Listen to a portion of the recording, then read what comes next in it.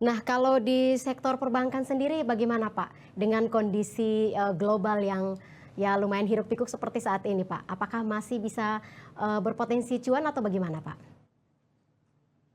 Eh, Tentunya masih ada ya Mbak Maria, kalau melihat dari pendekatan fundamental ya, valuasi dari berbagai bank kita masih sangat murah pada saat ini. Dan kalau kita juga perbankan merupakan emiten-emiten yang terkait dengan intermediari di Indonesia. Dan artian mereka juga akan sangat terpengaruh dari sisi bisnis, baik dari sisi likuiditas atau dari sisi DPK mereka, dan tentunya dari sisi bagaimana kondisi kredit ataupun mungkin kondisi ekonomian dari sisi kredit mereka. Dan sejauh ini kita lihat bahwa likuiditas kita masih cukup baik, kredit kita juga masih baik, dan tengah-tengahnya kita juga tahu ada net interest margin yang cukup besar di perbankan kita. Saya pikir ini akan sangat menarik, tapi kondisi lainnya juga perlu dilihat adalah kondisi kredit kita seperti apa seiring dengan tekanan dari sisi global.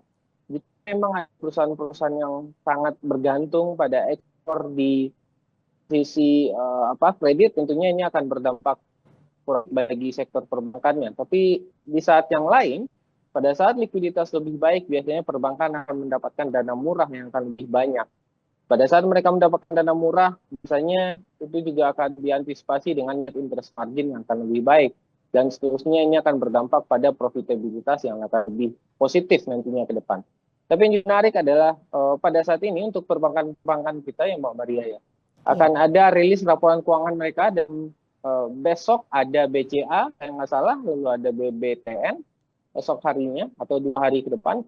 Dan di pekan depan itu ada kalau saya nggak salah ya, Mandiri sama BRIS. Dan 5 perbankan ini kan juga bisa dikatakan big five perbankan ya di Indonesia. Jadi akan sangat menarik sih sebenarnya di pekan ini Mbak Maria, dan juga tentunya di pekan depan ya.